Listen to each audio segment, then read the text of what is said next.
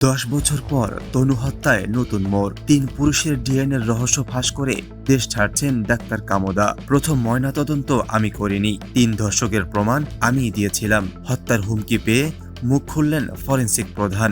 লাশ পচে যাওয়ায় ধামাচাপা পড়েছিল খুনের কারণ। 10 বছর পর এক সন্দেহভাজন গ্রেপ্তারে কাঁপছে কুমিল্লা। 2016 সালের 20 মার্চ বসন্তের একটি সাধারণ সন্ধ্যা, কিন্তু কুমিল্লার ভিক্টোরিয়া সরকারি কলেজের শিক্ষার্থী ও থিয়েটার কর্মী সোহাগী জাহান তনুর পরিবারের জন্য সেই সন্ধ্যাটি নেমে এসেছিল এক অনন্ত অন্ধকারের রূপ নিয়ে। টিউশনি করতে গিয়ে নিখোঁজ হওয়া সেই হাসিখুশি মেয়েটির নিথর দেহ পরদিন উদ্ধার করা হয়েছিল কুমিল্লা সেনানিবাসের পাওয়ার হাউস সংলগ্ন এক নির্জন জঙ্গল থেকে। একটি সুরক্ষিত এলাকার ভেতরে কিভাবে এমন একটি পৈশাচিক হত্যাকাণ্ড ঘটল, এই প্রশ্ন গত 1 দশক ধরে বাংলাদেশের বুকে একটি দগদগে ক্ষতের মতো জেগে আছে।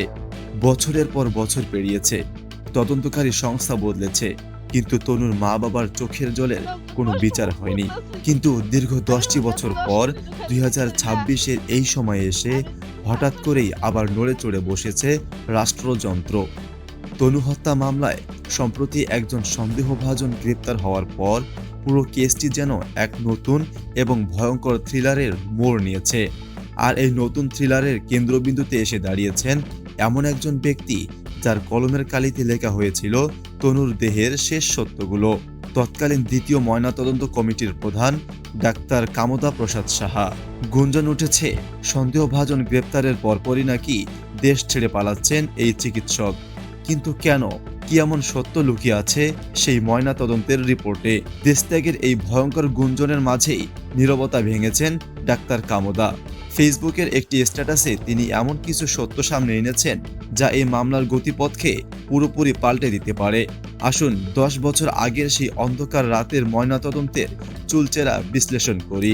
সন্দেহভাজন এক অপরাধী গ্রেপ্তারের পর গত কয়েকদিন ধরে সোশ্যাল মিডিয়া এবং মূলধারার গণমাধ্যমে ডাক্তার কামদা প্রসাদ সাহাকে নিয়ে রীতিমতো ঝড় বয়ে যাচ্ছে। বলা হচ্ছে তিনি সত্য গোপন করেছিলেন এবং এখন বিচারের ভয়ে দেশ ছাড়ছেন। কিন্তু গত সোমবার সন্ধ্যায় নিজের ব্যক্তিগত ফেসবুক অ্যাকাউন্ট থেকে দেওয়া এক দীর্ঘ এবং আবেগঘন স্ট্যাটাসে তিনি এই সমস্ত অভিযোগকে সম্পূর্ণ ভিত্তিহীন বলে উড়িয়ে দিয়েছেন। তিনি জানিয়েছেন, মিডিয়ার এই একতরফা আলোচনায় তিনি আক্ষরিক অর্থেই বিপর্যস্ত। ডাক্তার কামদা তার পোস্টে সবচেয়ে বড় যে ভুল ধারণাটি ভেঙে দিয়েছেন, আর তা হলো তনুর প্রথম ময়নাতদন্ত নিয়ে। 2016 সালে তিনি কুমিল্লা মেডিকেল কলেজের ফরেনসিক মেডিসিন বিভাগে কর্মরত ছিলেন ঠিকই, কিন্তু তনুর মরদেহ যখন প্রথমবার ময়নাতদন্তের জন্য আনা হয় তখন সেই দায়িত্ব তার ছিল না। ডাক্তার কামদা অত্যন্ত স্পষ্ট ভাষায় লিখেছেন, কলেজের রোস্টার অনুযায়ী দায়িত্বপ্রাপ্ত ব্যক্তি সেদিন ময়নাতদন্ত সম্পন্ন করেন। যিনি ময়নাতদন্ত করেন, রিপোর্ট লেখাসহ সব দায়িত্ব তারই থাকে। ফলে তনুর প্রথম ময়নাতদন্তের সঙ্গে আমার বিন্দুমাত্র কোনো সম্পর্ক ছিল না। তাহলে ডাক্তার কামদাকে কেন কাঠগড়ায় দাঁড় করানো হচ্ছে? আসল রহস্য এবং আসল থ্রিলারের শুরু হয় এর ঠিক 10 থেকে 15 দিন পর। প্রথম ময়নাতদন্তের রিপোর্টে যখন দেশজুড়ে অসন্তোষ দেখা দেয়, তখন আদালতের নির্দেশে তনুর লাশ কবর থেকে তুলে আবারও দ্বিতীয়বার ময়নাতদন্ত করা হয়। আর এই দ্বিতীয় ময়নাতদন্ত কমিটির প্রধান ছিলেন ডাক্তার কামদা প্রসাদ সাহা। 10 থেকে 15 দিন পর যখন একটি লাশ কবর থেকে তোলা হয়, তখন বিজ্ঞানের নিয়ম অনুযায়ী সঙ্গত কারণেই লাশটি ডিকম্পোজড বা চরম পচা অবস্থায় পাওয়া যায়। কিন্তু ডাক্তার কামদার কমিটি কি সেদিন ব্যর্থ হয়েছিল? না। তিনি তার পোস্টে এক বিশাল সত্য স্মরণ করিয়ে দিয়ে বলেছেন, সিআইডির মাধ্যমে তনুর ব্যবহৃত জামা কাপড় সহ বিভিন্ন নমুনার ডিএনএ পরীক্ষা করানো হয়েছিল। আর সেই পরীক্ষাতেই বেরিয়ে আসে এক পৈশাচিক সত্য। তনুর জামা কাপড়ে পাওয়া গিয়েছিল 3 জন আলাদা পুরুষের শুক্রাণুর ডিএনএ। আর এই 3 জন ধর্ষক বা খুনির উপস্থিতির কথা ডাক্তার কামদা প্রসাদ সাহা তার দ্বিতীয় ময়নাতদন্তের রিপোর্টে অত্যন্ত সুনির্দিষ্টভাবে উল্লেখ করেছিলেন। কিন্তু এরপরও জনমনে একটি বড় ক্ষোভ ছিল। কেন দ্বিতীয় ময়নাতদন্তে মৃত্যুর সুনির্দিষ্ট কারণ উল্লেখ করা হয়নি? কেন লেখা হয়েছিল কজ অফ ডেথ আনডিটারমিন্ড? ডাক্তার কামদা এর একটি নিখুঁত বৈজ্ঞানিক ও আইনি ব্যাখ্যা দিয়েছেন। তিনি বলেছেন, যেহেতু 10 থেকে 15 দিন পর মরদেহটি সম্পূর্ণ পচে গিয়েছিল, তাই চিকিৎসা বিজ্ঞানের সীমাবদ্ধতার কারণে মেডিকেল সায়েন্স দিয়ে মৃত্যুর সুনির্দিষ্ট কারণ উদ্ধার করা তখন আর সম্ভব ছিল না। কিন্তু তিনি কি তদন্তের পথ বন্ধ করে দিয়েছিলেন? একেবারেই না। তিনি তার রিপোর্টে অত্যন্ত চালাকির সাথে এবং পেশাদারিত্বের সাথে লিখে দিয়েছিলেন, তদন্তকারী কর্তৃক সার্কামস্টেন্সিয়াল এভিডেন্স বা পারিপার্শ্বিক ঘটনাক্রম বিবেচনায় এ মৃত্যুর কারণ নির্ধারণ করা সম্ভব হতে পারে।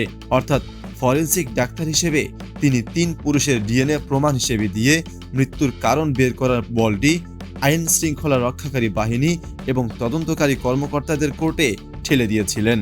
তিনি অত্যন্ত চ্যালেঞ্জ ছুড়ে দিয়ে বলেছেন, ময়নাতদন্ত সম্পর্কিত তার প্রতিটি বক্তব্য লিগ্যালি ডকুমেন্টেড বা আইনগতভাবে নথিবদ্ধ এবং তদন্তকারী কর্তৃপক্ষের কাছে তা এখনও সংরক্ষিত ও যাচাইযোগ্য।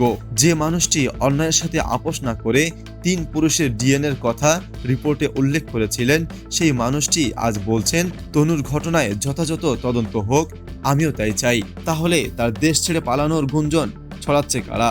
ডাক্তার কামোদা তার পোস্টে অভিযোগ করে বলেছেন, কেউ বা কোনো একটি বিশেষ গোষ্ঠী নিজেদের ব্যক্তিগত বা রাজনৈতিক স্বার্থে তাকে অপদস্থ করার অপচেষ্টা চালাচ্ছে। সবচেয়ে ভয়ঙ্কর তথ্যটি তিনি দিয়েছেন একদম শেষে।